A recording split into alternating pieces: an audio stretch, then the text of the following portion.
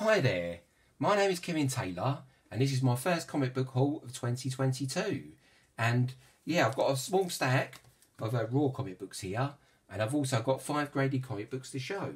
So I'm just going to get on with the haul, and yeah, the first book I'm going to show here, and I put the books in alphabetical order. The first book I want to show here is Astro City #1/2, and this book was released by Image Comics and Homage Studios in January 1998, and features a story called The Nearness of You, that's written by Kurt Busiek and features art by Brent Anderson and Will Blyberg, with a cover by Alex Ross. Yeah, I managed to get a CBCS 9.8 copy, which is to the right hand side here, a 9.8. This book featured in Wizard the Comic Magazine's best 100 single issue comics since you were born list, and the list went from about, I think it was 1978 to, or was it 1975 to 2005. So yeah, if you want to check out that list, you can Google Wizard best single issue stories, and there's some fantastic books in there that you can find for really cheap with some amazing stories. And yeah, so I thought this was a really cool one to pick up, and this was actually number 6 on the Wizard the Comic Magazine's top 100 single comics list. So yeah, it's really highly rated and highly regarded story. And this was actually a reissue, because originally the Astro City #1/2 was released by Wizard magazine. So keep your eye out for that one, because that is technically the first print, and this was later on. This is the later printing that was printed by Image Comics and Homage Studios. Homage Studios used to be a part of Image Comics, but when Jim Lee sold Wildstorm to DC Comics, they actually got the Homage line of comic books. So yeah, so the Astro City went to DC Comics and the Homage Studios, and then later on Astro City became a Vertigo book. So yeah, so really cool. And the next one I have to show is another Astro City book, and here we have Astro City: A Visitor's Guide, which is published by DC Comics, this one, much later on. And this one was published by their Wildstorm branch, and this one features an original 8-page story, and also features a map of Astro City and a few character bios or biographies. So yeah, really neat book. And there's only 2 graded copies of this book on the census. There's one 9.8, which I actually have graded, and there's a one 9.6 that's signed, with a total of 2 copies on the CGC census. And this one features another really cool Alex Ross cover. Okay, right, the next one I have to show is this one, and this is the last Astro City book I have to show in this haul. Here we have Astro City #41, but this is actually Astro City #100 as well. It's a centennial sized issue, and it was published by Vertigo Comics, not DC Comics, Vertigo Comics. And basically, yeah, Astro City was a multiple Eisner Award winning series back in the day, and it's quite an achievement for any book in this day and age to reach 100 issues. And this is a really cool one, because this one features a prequel story to the Astro City #1, and this one actually features the first appearance of the astronaut and the first appearance of the gentleman. So it's also a key book. And yeah, there was actually 2 covers for this 100 issue. And this is the A cover, and there's also a B cover by Alex Ross that homaged his original Astro City #1 cover. So yeah, really cool books. And I actually have the B cover graded in a 9.8 also. And yeah, I'd love to get this one graded as well, so I can make a 2-issue set. And yeah, very nice book indeed. And Astro City is a series you can find for really cheap in like dollar bins and back issue bins, and they all feature fantastic Alex Ross covers. And for like cover price, they're well worth picking up and keeping hold of, like, because as I say, there was some speculation that it could be like a TV show in the works. So yeah, very nice. And someday Alex Ross, I'm sure, will get his due, because he is actually a phenomenal artist, Alex Ross. And yeah, so, and the Astro City features some of his best work. So yeah, very, very cool series to keep an eye out for. And yeah, highly recommended. So yeah, so that's those Astro City books out of the way. Okay, so I'm going to put those over the side here. Okay, the next one I have to show is this one. Here we have Exit Stage Left, featuring the Snagglepuss Chronicles. And this is a really cool one. This book won a Glad Media Award for Outstanding Comic Book in 2019 by Mark Russell. So yeah, very, very nice book indeed. And I believe this is the B cover. So yeah, very, very cool indeed. If you're interested in the Snagglepuss Chronicles, then these, like the first adult appearance of Snagglepuss is actually in the Suicide Squad Banana Splits one-shot. So yeah, well worth keeping an eye out for. And this is a really, really cool series. So yeah, very, very nice indeed. And this series has some really nice covers actually, this mini-series. So yeah, very, very nice indeed. So yeah, that's that one. Okay, right, the next one I have to show is this one. Here we have Heaven's Devils. And this is a 4-issue mini-series that won a Bram Stoker Award in 2005 for Outstanding Comic Writing by the Horror Writers Association. And it was created and written by Jay Nitz with artwork by Zachary Howard, Kevin Sharp and Thompson Knox. So yeah, this is a 4-issue mini-series. So I actually picked up the rest of the series as well to go with it. So here we have number 2. And here we have number 3. And here we have number 4. So we've got the complete 4-issue mini-series. So yeah, this book was released by Image Comics. And as I said, this book won a Bram Stoker Award in 2005 for Outstanding Comic Writing by the Horror Writers Association for Jay Nitz. Jay Nitz has also won a Stumptown Award in the past for a series called Dream Thief that was released by Dark Horse Comics, and that book is well worth checking out also. And I showed that in a previous haul, I believe, but I can't remember which one of my videos I featured that book in. But yeah, 2 really cool series to keep an eye out for. That's Heaven's Devils by Image Comics and Dream Thief by Dark Horse Comics. So yeah, very, very nice indeed. So both are written by Jay Nitz. Okay, right, the next one I have to show is this one. Here we have Fritz and Petra, which is actually Luber's Comics and Stories, issue number 1. And this book won a Harvey Award for Best New Series in 2001 by Gilbert Hernandez. And there's only one 9.8 on the CGC census to this book, one 9.2, which I actually own a copy of, and one 9.0, with a total of 3 on the CGC census. When I bought this book off a seller from the States, and when I received this book, it was actually up for like near mint condition and stuff. And when I got it through, it actually got quite a few spine ticks on it. So it would have been no good for sending off, because I was going to send this off for grading. Then all of a sudden, the 9.2 copy come up for sale. And yeah, I actually paid less for the graded 9.2 copy than I did for the actual raw copy. So I think I paid about like £22 for the Luber's Comics and Stories in a 9.2.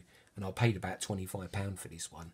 So yeah, so this is a really cool reader's copy to have, and I'm pleased to have it in my collection. So yeah, really, really nice companion book to go with my graded copy. So yeah, very, very nice. So I'm quite pleased anyway. So I was quite lucky really. So when I see that 9.2 pop up on auction, and I managed to pick it up for really cheap. So yeah, very, very nice indeed. So, but it's a book I'd like to upgrade sometime in the future, if possible. But I'm quite happy with a 9.2 anyway. But yeah, this is the next book. Okay, here's Phonogram, the Singles Club, and this is issue number 4 of 7. And this is a really, really cool one. This one, as this one won an Eagle Award in 2010 for favourite single story. And it features a story called Konnichiwa Bitches, and it's written by Kieran Gillen and features art by Jamie McKelvey. And I bought this book as a part of a set of issues number 1 to 7, but this is the book that I actually wanted out of all the 7. I've also got the trade paperback as like a reader's copy. So yeah, it's really cool series. I haven't got round to reading it yet, but this, I really love the cover on this book and the simplicity of it. And yeah, I really love to have this graded someday. I was hoping this would come through in a high grade copy, but unfortunately it has got a corner crunch, and I don't believe it can be pressed out. So yeah, so the search continues for a better copy, but this is a really cool reader's copy anyway. And yeah, I really love the cover on this one, and I say I'd love to have this book graded someday. So yeah, and I'm not sure if there's actually any of this book on the CGC census at the moment. So yeah, very nice indeed. And this was released by Image Comics in 2009. Yeah, and it was part of Phonogram Volume 2, the Singles Club. So yeah, very nice indeed. So yeah, Eagle Award winner in 2010 for favourite single story, Konnichiwa Bitches. So yeah, very nice indeed. Okay, well, the next one I have to show, and this is the last Raw book in the haul, is this one. This is a free comic book day called The Weird Books, and basically, yeah, this is The Weird Books, Be Wary of the Silent Woods, and this was published by Yen Press, and this is a really cool free comic book day book, as it's got like a really nice cardstock cover, and this book features the first chapter of the graphic novel, which won an Excelsior Award, White winner, in 2021, and was an Excelsior overall award winner in 2021. And it was created and written by Svetlana Chemakova, and this is suitable reading for children aged 9+. And yeah, as I said, this features the first chapter of the graphic novel, and it's like really nice actually, and really nice quality. I've actually got a reader's copy of this because I'm hoping to send one of these off for grading, so I picked up 2 copies. And let me show you what I'm talking about. Like most free comic book days, they don't really you know, they're quite flimsy and stuff, especially Marvel comics. Their paper is just so flimsy, but like lovely cardstock cover, like lovely artwork, really nice pages, and yeah, really nice art in this series actually. And this is a highly recommended series. So I'm going to check out the first chapter, and yeah, some lovely art in this book. And yeah, I mean, if a small studio can publish books of this quality, I mean, I don't know what's going on with Marvel these days, but you know, so yeah, but very nice indeed. And yeah, lovely reader's copy to go with my hopefully I might send this off for grading someday. So yeah, very nice. But it's a book I really like to have in my collection. So yeah, very nice indeed. Okay, so now I'm going to show me slab books. That's all my raw copies I had to show this time. A lot of these books I picked up last year, and living in the UK, sometimes books I order from the States can actually take about 12 weeks to arrive in the post. So sometimes I have to wait for books to come through the post for a couple of months, like so. And yeah, so here's the graded comic books I picked up. I'd already shown you the Astro City number #1. So the next one I have to show is this one. This is Excalibur, issue number 16. And this is my last comic book pickup of 2021. And this book won a Squiddy Award for Best Single Comic in 1989 for a story called Warlord that was written by Chris Claremont with cover and art by Alan Davis and Paul Neary. This is Alan Davis's last issue as artist on the series, and there's only 2 9.8s, 3 9.6s, 1 9.6 signed and 1 9.4 on the CGC census, with a total of 7 graded copies. So very few of this book graded on the census, and this is really nice, this copy actually. So maybe someday I might be lucky enough to pick up a 9.8, but I am happy with a 9.6. So yeah, very, very nice indeed. And this was released by Marvel Comics in December 1989, and it won a Squiddy Award for Best Single Comic 1989 for a story called Warlord. And I really like this cover. It's kind of like a John Carter, like Warlord of Mars, and it also is kind of like reminds you of like Star Wars. So yeah, really, really nice, like the original Star Wars poster. So yeah, very, very cool indeed. Star Wars movie poster. So yeah, very, very cool. So yeah, really pleased to have that in my collection. And that one has a really, really super low census. And because of the dark cover, that could be a tricky one to get in high grade, I reckon. So, okay, what the next one I have to show is this one. Here we have a Red Fox #1 by Harrier Comics. And this one's really neat, as this one won an Eagle Award for Best New British Comic of 1986. And the actual artist and the writer, and who done the cover art as well, is actually named Fox also. So yeah, this was a bi-monthly series that was nominated for 8 Eagle Awards, but this series won an Eagle Award for Best New British Comic of 1986. This series by Harrier Comics actually lasted for 10 issues, and then later on it had 10 issues published by Valkyrie Press. Red Fox first appeared in a fanzine called Dragon Lords, which was a self-published it's like a gamer magazine, I believe, something like that. And basically, yeah, so really, really cool. Red Fox was a barmaid who won a gamble and received training to become a warrior, and was later bestowed with a magic ring that could materialise a powerful magic sword out of thin air. And the character was created as a pastiche to female barbarian characters like Red Sonja, and I believe maybe like Barbarella. So yeah, really, really cool.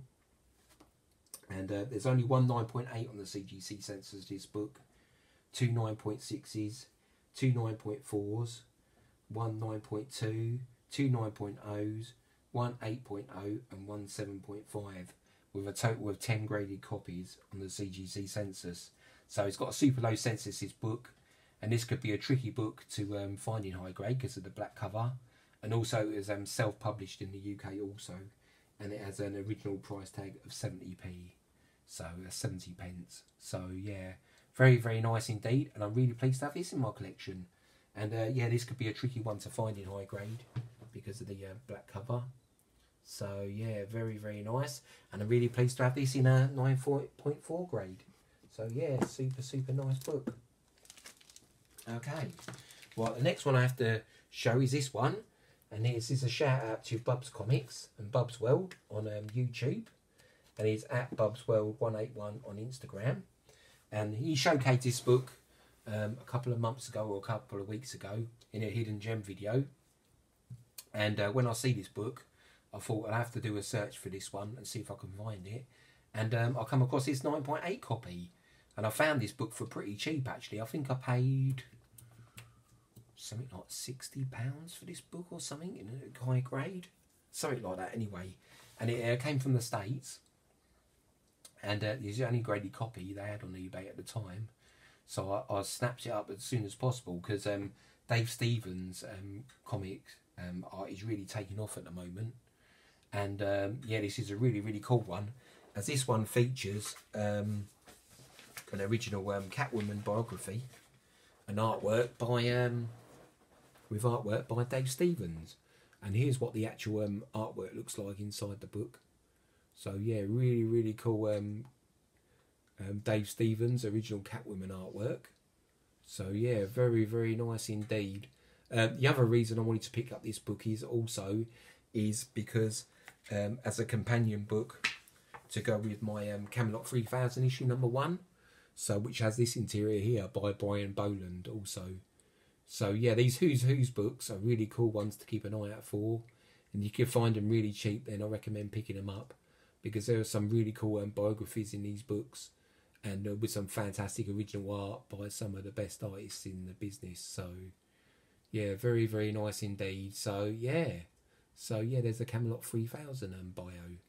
So yeah, but very nice. And Camelot 3000 is a highly recommended series also. So yeah, very, very nice indeed. So, but having this original Dave Stevens Catwoman artwork is really, really cool. So yeah, very, very nice indeed. And I'm really pleased to have that in my collection. So here's a close up there. So very, very nice indeed. Okay, so the last book I have to show in this haul, and is this one. Here we have Zot issue number 4, and this book was created, written and drawn by Scott McCloud, and this series won a Jack Kirby Award for Best New Series in 1985. And this series lasted for about 36 issues, with the first 10 being in full colour, and then the rest of the issues had black and white interiors. Zot, Zachary Paleozote, is a blonde-haired, blue-eyed teenage hero from an alternate Earth who flies with gravity boots and fights bad guys using a 10-shooter laser gun. Credited as being one of the first manga-inspired comic books, like American comic books. There's only one graded copy on the CGC census, and this is the one. Like I've actually got Zot issue number 1 graded in a 9.6 also, and it's a series I'm looking to collect like the entire series of. So there are certain series I like to have like full runs of. So yeah, and this is one of them. So yeah, really, really cool book indeed, and I'm really pleased to have this in my collection. And I'll pick this book up for really cheap. And this is the highest graded on the CGC census, and the only one. And this book was released by Eclipse Comics. So yeah, very, very nice. And as I said, this book was credited as being one of the first manga-inspired American comic books. So yeah, very, very nice. And if it won a Jack Kirby Award for Best New Series in 1985, then it has to be pretty good. And later, the Jack Kirby Award actually split up into the people who had the rights to Jack Kirby Awards. They actually split off in 2 directions, and one of them became like the Eisner Awards later on, and then one of them became like another kind of award. So yeah, so this is the original kind of like Eisner. The Jack Kirby Awards was kind of like the original Eisner Awards. So yeah, I'm really, really pleased to have this in my collection. And yeah, that's my haul for this month. I'll be making another haul next month, and I have my plans for this year.